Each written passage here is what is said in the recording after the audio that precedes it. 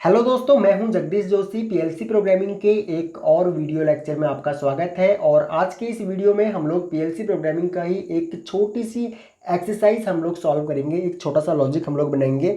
और जो ये एक्सरसाइज है ये भेजी है हमको हमारे पीएलसी प्रोग्रामिंग कोर्स के ही एक स्टूडेंट तेजवीर सिंह जी ने।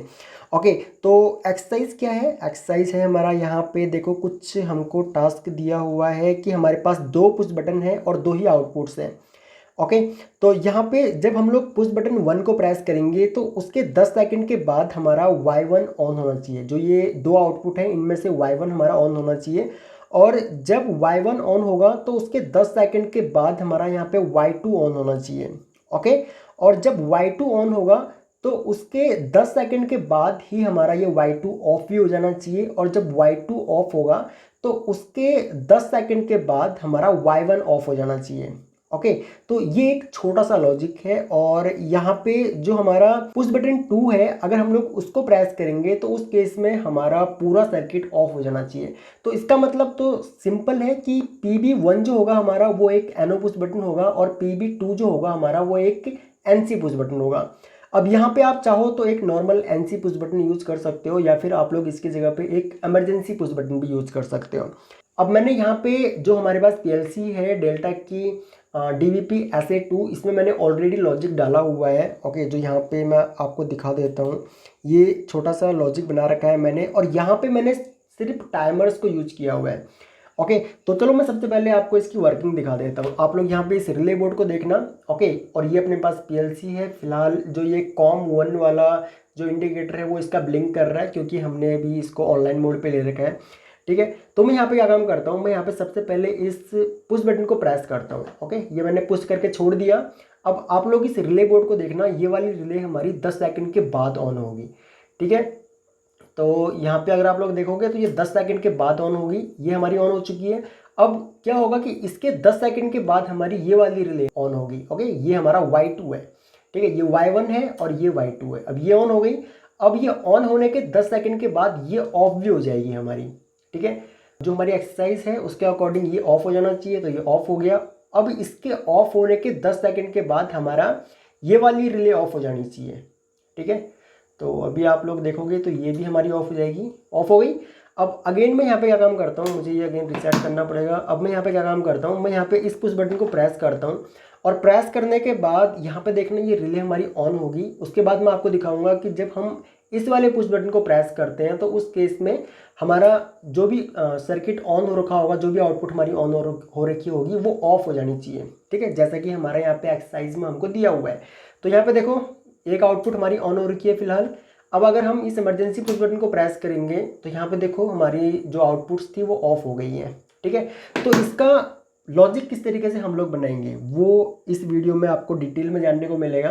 तो आप लोग आखिरी तक वीडियो देखना ताकि आप लोग इस कॉन्सेप्ट को अच्छे से समझ सको। वीडियो थोड़ा सा लंबा हो सकता है लेकिन आप लोग कंप्लीट देखना ताकि आप लोगों को सारी चीज़ें समझ में आए। अब देखिए, आप लोग इस लॉजिक को ना कई तरीके से बना सकते हो। मैंने यहाँ पे सिंपल टाइमर्स को यूज किया हुआ है। टाइमर्स तो खैर हमको यूज करने ही पड़ेंगे, लेकिन मैंने यहाँ पे 4 टाइमर्स को यूज किया हुआ है। ठीक है, तो अगर आप बिल्कुल बेसिक लेवल पे हो PLC प्रोग्रामिंग को सीखने में तो आप लोग सेम इस तरीके से आप लोग जा सकते हो। जो मैंने यहाँ पे सर्किट बना रखा है सेम आप लोग लॉजिक को बनाओ, और इस लॉजिक से आप लोग इस जो यहाँ पे ये एक्सरसाइज है इस एक्सरसाइज को आप लोग सॉल्व कर सकते हो, या फिर आप लोग इसको कंपेयर ब्लॉक की हेल्प से भी बना सकते हो। अब यहाँ पे हम लोगों ने 4 टाइमर ले रखे हैं, तो उसकी जगह पे आप लोग सिर्फ एक ही टाइमर को ले लो, और जो भी हमारा टोटल टाइम यहाँ पे आ रहा है, ठीक है, 10-10 सेकंड को अगर आप लोग इस तरीके से ऐड करोगे तो जितना भी अपना टोटल टाइम है उस टोटल टाइम का आप एक ही टाइमर यहाँ पे ले लो, और उसके बाद कंपेयर ब्लॉक आप लोग यूज़ कर सकते हो। तो आप लोग इस लॉजिक को उससे भी सॉल्व कर लोगे। ओके, जिन लोगों ने भी हमारा PLC प्रोग्रामिंग का कोर्स ज्वाइन किया हुआ है, या फिर जिन लोगों ने यूट्यूब पे भी कंपेयर ब्लॉक वाली वीडियोस देखी हैं, तो शायद वो लोग रिलेट कर पाएंगे या फिर वो लोग समझ पाएंगे कि किस तरीके से इसका लॉजिक बनेगा। ठीक है, तो मैं ये वाला लॉजिक आपको फ़िलहाल इसको हम लोग एक काम करते हैं, मैं ये पूरा का पूरा प्रोग्राम यहाँ पे डिलीट करता हूँ और उसके बाद मैं फिर से आपको बना करके दिखाता हूँ। ओके, तो यहाँ पे फर्स्ट क्या था कि हमारा जो पुश बटन है, पहला पुश बटन को अगर हम लोग प्रेस करेंगे तो उसके 10 सेकंड के बाद हमारा एक आउटपुट ऑन होना चाहिए। ठीक है, जो कि हमारा यहाँ पे Y1 है। ठीक है। यहाँ पे आउटपुट हमारा y1 और y2 दिया हुआ है, तो यहाँ पे मैं y0 और y1 लेके चलूँगा, ठीक है। तो आप लोग कंफ्यूज मत होना। और PB1 की जगह यहाँ पे मैं x1 लेके चलूँगा, ओके। और जो हमारा PB2 है इसको मैं x0 लेके चलूँगा, ठीक है। यहाँ पे हम लोग जो एड्रेसिंग यूज़ करेंगे तो वहाँ पे मैं x0 और x1 लूँगा। x1 हमारा NO पुश बटन है और जो हमारा x0 है वो हमारा इमरजेंसी पुश बटन है, ठीक है। क्योंकि हम लोगों ने PLC में ऑलरेडी कनेक्शन किए हुए हैं, तो इसलिए क्योंकि मुझे फिर बाद में वो कनेक्शन चेंज करने पड़ेंगे अगर मैं सेम इसी के अकॉर्डिंग अगर करूँगा तो कनेक्शन, ठीक है। वो आप लोग समझ लोगे क्योंकि सिर्फ एड्रेसिंग हम लोग चेंज कर रहे हैं। तो सबसे पहले हमने करना क्या है कि जब हमारा एक पुश बटन ऑन हो, जब PB1 को अगर हम लोग प्रेस करें तो उस केस में 10 सेकंड के बाद हमारा यहाँ पे y0 ऑन होना चाहिए। तो अब देखो यहाँ पे होता क्या है कि जब भी हम लोग ऐसा कोई लॉजिक बनाते हैं तो हम लोग उससे पहले कोई m बिट को ऑन कर लेते हैं, एक मेमोरी बिट को हम लोग ऑन कर लेते हैं। हम डायरेक्ट उससे टाइमर को ऑन नहीं करते हैं। किसी भी पुश बटन से आप लोग डायरेक्ट टाइमर को ऑन मत करो। अब क्यों नहीं ऑन करोगे वो मैं दिखाऊंगा आगे आपको। LD X1, okay. तो ये हमारा NO है, तो ये यहाँ पे मैंने LD X1 ये एक NO कॉन्टैक्ट ले लिया। उसके बाद यहाँ पे मैं आउट करता हूँ किसको, M0 को, ठीक है। यहाँ पे मैं M0 आउटपुट ले ली मैंने। उसके बाद यहाँ पे हम लोग देंगे इसको होल्डिंग, तो और M0, ठीक है। ये हमारा हो गया। अब यहाँ पे देखो क्या होता है कि ये हमारा एक NO पुश बटन है। अगर मैं इस NO पुश बटन, क्योंकि यहाँ पे जो सिग्नल आएगा वो NO पुश बटन से आएगा, ठीक है। तो यहाँ पे अगर मान के चलो मैं पुश बटन को प्रेस करता हूँ, तो प्रेस करने के बाद जैसे ही मैं प्रेस करूँगा तो टाइमर ऑन हो जाएगा। लेकिन जैसे ही मैं NO पुश बटन को रिलीज कर दूंगा, छोड़ दूंगा, तो उस केस में क्या होगा, हमारा टाइमर रीसेट हो जाएगा, वो 0 हो जाएगा, ओके। तो इस चीज़ का आप लोगों ने ध्यान देना है। जब भी आप लोग किसी टाइमर को ऑन करवा रहे हो तो उस केस में उसको अगर मान लो कोई आउटपुट से अगर आप लोग ऑन करवा रहे हो तो अलग बात है, कोई y0 y1 y3 इस तरीके से, या फिर ऐसा कोई लॉजिक हो आपका तो वहाँ पे आप लोग कोई m बिट ऑन करवा लो, ठीक है। उससे कंटिन्यू आपके टाइमर पे सप्लाई रहेगी, ठीक है, कंटिन्यू सप्लाई उस पर जाएगी। तो अब हम लोग यहाँ पे क्या काम करेंगे, हम लोग यहाँ पे मैं यहाँ पे स्टेप बाय स्टेप फॉलो करूँगा इस जो एक्सरसाइज है उसको, ओके। तो आप लोग उसके अकॉर्डिंग अच्छे से रिलेट कर पाओगे। तो अब हम लोग यहाँ पे क्या काम करेंगे, उसके बाद ये कह रहे हैं कि जब हम लोग PB1 को प्रेस करेंगे तो उसके 10 सेकंड के बाद हमारा y1 ऑन होना चाहिए।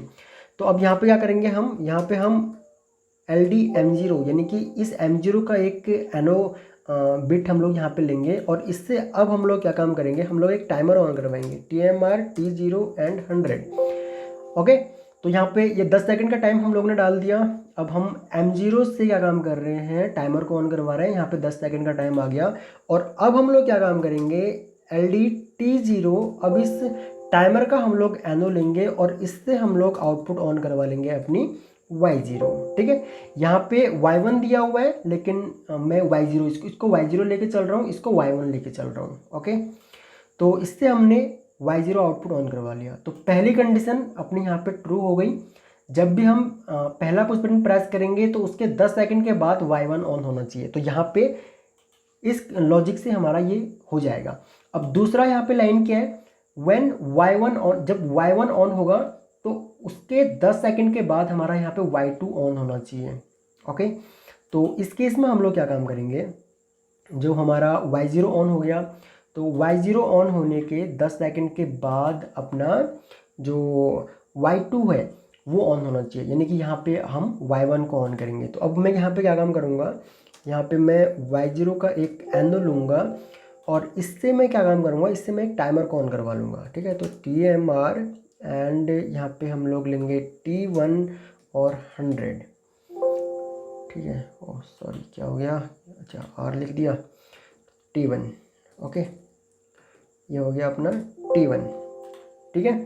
तो अब क्या होगा, जैसे ही हमारा y0 ऑन होगा तो y0 के ऑन होते ही यहाँ पे टाइमर ऑन हो जाएगा हमारा, और टाइमर के ऑन होने के बाद यहाँ पे हम लोग क्या काम करेंगे, LD T1 का NO लेंगे और इस T1 के NO से हम लोग आउटपुट लेंगे y1, ठीक है। ये हमारा हो गया y1 ऑन, ठीक है। तो सेकंड कंडीशन जो है हमारी वो भी ट्रू हो गई। तो जब हमारा y1 ऑन होगा तो उसके 10 सेकंड के बाद हमारा y2 ऑन हो जाएगा यहाँ पे, ठीक है। ये भी हो गया हमारा। अब हमको क्या काम करना है, जो थर्ड कंडीशन है, जब y2 ऑन हो तो उसके 10 सेकंड के बाद y2 हमारा ऑफ हो जाना चाहिए।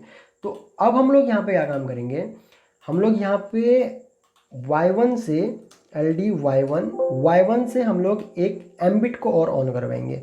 ठीक है, तो यहाँ पे मैं लूँगा आउट m1 और उसके बाद मैं इस m1 को होल्डिंग दूंगा और m1। ओके, और होल्डिंग क्यों दूंगा, क्योंकि मुझे ये क्या काम करना है, मुझे y1 ऑफ करना है। ठीक है, मुझे ये y1 ऑफ करना पड़ेगा टाइमर से। ठीक है, अब हम लोग यहाँ पे क्या काम करने वाले हैं, हम लोग यहाँ पे एक टाइमर ऑन करवाएंगे इस m1 से। ठीक है, तो यहाँ पे मैं लूँगा LD m1 एंड इससे हम लोग एक टाइमर को ऑन करवाएंगे TMR एंड T2 और उसके बाद 100। ठीक है, तो यहाँ पे ये T1 था, ये T2 हो गया। उसके बाद इस T2 से हम लोग क्या काम करेंगे, इस Y1 को ऑफ कर देंगे। ठीक है, तो यहाँ पे LDI एंड T2। ओके, तो क्या होगा, जैसे ही 10 सेकंड कंप्लीट होंगे तो ये हमारा Y2 जो था, जो यहाँ पे Y2 लिखा हुआ था ना, तो यहाँ पे अपना ये वाला ये ऑफ हो जाएगा। ठीक है, ये Y1 हमारा ऑफ हो जाएगा यहाँ पे। ओके, उसके बाद यहाँ पे हमने y2 यानी कि ये y1 है, तो y1 को ऑन भी कर दिया और उसके बाद 10 सेकंड के बाद हमने y1 को ऑफ भी कर दिया। अब यहाँ पे ये कह रहा है कि जब y1 हमारा ऑफ हो, यानी कि जब y2 यहाँ पे y2 लिखा हुआ है, तो जब हमारा y1 ऑफ हो तो उसके 10 सेकंड के बाद हमारा यहाँ पे y1 भी ऑफ हो जाना चाहिए। ठीक है, तो यहाँ पे हम लोग क्या काम करेंगे, ये जो 10 सेकंड हुए, 10 सेकंड के बाद हमारा y1 जो था यहाँ पे ये ऑफ हो गया। अब हम लोग यहाँ पे क्या काम करेंगे, इसके ऑफ होने के 10 सेकंड के बाद हमारा यहाँ पे y0 ऑफ होना चाहिए ना, ये y0 ऑफ होना चाहिए। तो अब हम लोग यहाँ पे क्या काम करेंगे, हम लोग यहाँ पे सेम इसी टाइमर से LDT2 और इसी टाइमर से मैं एक m बिट को ऑन करूँगा, आउट m2। ओके, और इसको हम लोग देंगे होल्डिंग और m2 एंड अब हम लोग यहाँ से एक टाइमर ऑन करेंगे। ओके, तो मैं एक और नेटवर्क यहाँ पे ऐड कर लेता हूँ और उसके बाद LD m2। ठीक है, इसी m2 से हम लोग यहाँ पे एक NO कॉन्टैक्ट लेंगे इसी का, और इससे हम लोग एक टाइमर को एक्टिवेट करेंगे, तो TMR T3 एंड 100। तो ये हो गया। तो यहाँ पे होगा क्या कि 10 सेकंड के बाद हमारा यहाँ पे y1 ऑफ होगा और इसके ऑफ होने के, क्योंकि ये क्या काम करेगा, हमारा T2 y1 को ऑफ करेगा और y1 को ऑफ करने के साथ ही ये m2 को भी ऑन कर देगा। तो जैसे ही m2 ऑन होगा तो m2 ऑन होते ही हमारा यहाँ पे टाइमर एक्टिवेट हो जाएगा, और जैसे ही अब ये टाइमर 10 सेकंड कंप्लीट करेगा तो उसके बाद हम लोग यहाँ पे क्या काम करेंगे, इसको ऑफ कर देंगे। ठीक है, तो LDI T3। ओके, इस तरीके से। तो ये हो गया अपना सारा, हमारा पूरा का पूरा लॉजिक यहाँ पे बन चुका है। अब लास्ट जो कंडीशन रह जाती है हमारी, वो यहाँ पे क्या है, क्योंकि हमारा ये वाला भी कंडीशन यहाँ पे ट्रू हो गया, जब y2 ऑफ होगा तो उसके 10 सेकंड के बाद हमारा y1 भी ऑफ हो जाना चाहिए। और लास्ट में ये कह रहा है कि जब हम PB2 को प्रेस करेंगे तो उसमें हमारा जो ओवरऑल जो सर्किट है हमारा वो ऑफ हो जाना चाहिए। तो इसको आप लोग एक इमरजेंसी पुश बटन मान सकते हो, या फिर इस तरीके से आप इसको ले सकते हो कि ये जो इनपुट है हमारा वो एक इमरजेंसी का है। ठीक है, क्योंकि इससे हम पूरे अपने लॉजिक को या फिर पूरे अपने सर्किट को ऑफ कर रहे हैं। ठीक है, तो यहाँ पे हम लोग क्या काम करेंगे, यहाँ पे हम लोग जो हमने ये M0 ऑन किया हुआ ना इस X1 से, हम लोग इसी को ऑफ कर देंगे यहाँ पे। ठीक है, तो यहाँ पे LD और मैं यहाँ पे एड्रेसिंग लेता हूँ इसकी X0, क्योंकि ये X0 हमारा इमरजेंसी है। ओके, तो इससे क्या होगा, हमारा ये टाइमर भी ऑफ हो जाएगा, हमारा ये y0 भी ऑफ हो जाएगा एंड ये y1 भी ऑफ हो जाएगा। ठीक है, क्योंकि मैंने यहाँ पे कहीं पर भी होल्डिंग नहीं दे रखी है। ठीक है,